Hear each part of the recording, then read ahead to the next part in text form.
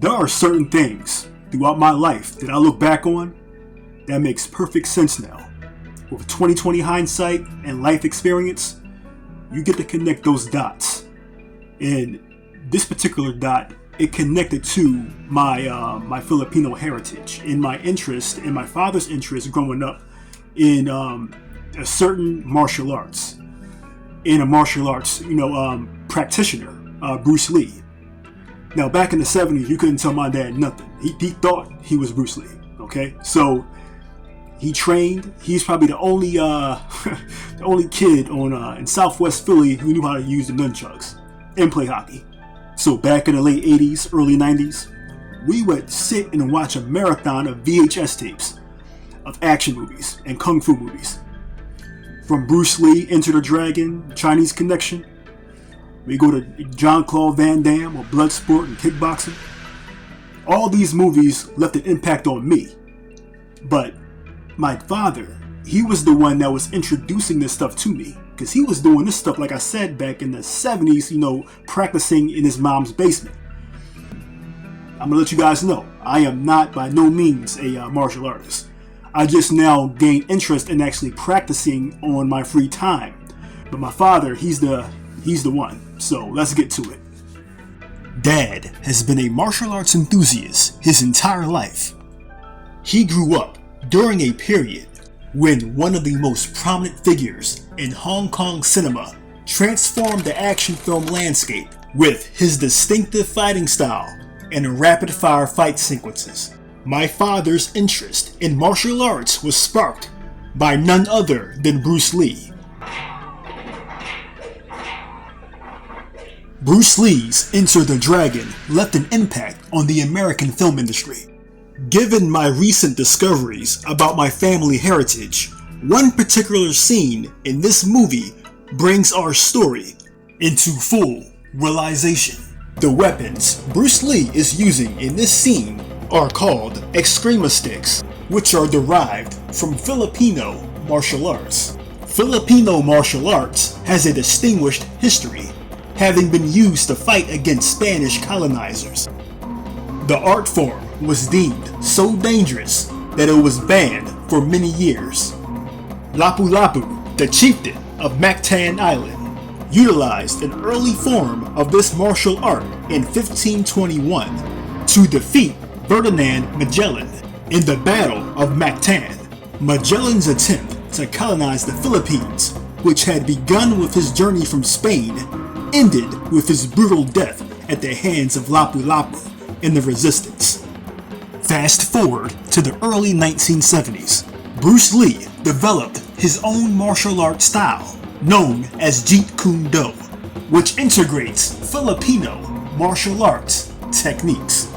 Bruce Lee trained with Dan Inosanto, a Filipino martial artist. Jeet Kune Do combines Chinese and Filipino methods, among other fighting styles. Dan Inosanto worked in close partnership with Bruce, guiding him in the use of nunchaku and Eskrima sticks. He co-starred alongside Bruce in the film Game of Death. He continues to train in the Filipino arts to this very day. Alright, so that's a quick version, a simple version of the Filipino martial arts story. I'm going to keep it basic for now because I'm trying to keep this video short, which I don't think I'm doing a good job of. Alright, so I got my dad some gifts that is based and rooted in our Filipino background. And it's also based in martial arts, which is a match made in heaven for us. These gifts, one of them being, you know what, I'm not even going to say anything more. I'm just going to show you the footage. Dad was completely unaware of the surprised gift he was about to receive. This is a new addition to his collection of weapons. This serves not only as a tribute to our Filipino heritage, but also a nostalgic reminder of our time spent watching martial arts movies in the late 80s. Life has its humorous moments. Witnessing my dad's reaction to his gift is a reward in itself. As I grew up, Dad occasionally surprised me and my siblings with random gifts. and I am honored to return the favor. He now has his own pair of Extrema sticks. But that's not it. I have one more surprise. An extra gift that complements the Extrema sticks. He now has a book covering the history of Filipino martial arts. You can use that for your studies. It also has a history behind it. So you can not only can you practice it, you'll learn the history behind the Filipino martial arts. This book is called Secrets of Kali, Illustrizamo, the Filipino Fighting Art Explained. It is written by Antonio Diego and Christopher Ricketts. As you can see, Dad is already practicing his form. Now, let's fast forward 2 weeks later. I got my own sticks, and I've been practicing myself. And nothing serious, just doing drills and, learning the basic movements of Extrema, Kali, Arnis, the different names this particular style is. I've just been practicing and learning different techniques. For the past week, I have been honing my skills with different strikes and all types of drills. My training has been confined to indoor spaces up until now.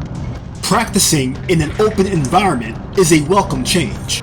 It affords me the space to fully express my movements. The Extrema stick movements replicate sword slashes because these techniques originated from sword combat. Over time, these movements were adapted into stick fighting. The history of Filipino martial arts spans centuries, and practicing these drills allows me to feel a deeper connection to the art. Everything feels instinctive. It's like uncovering a hidden door. As I continue training, I'm becoming more attuned to my full potential.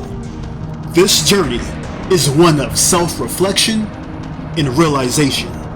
For almost 40 years, this has been living inside of me. It's in my blood. Every experience I've had has led me to this point. This is the beginning of a new chapter.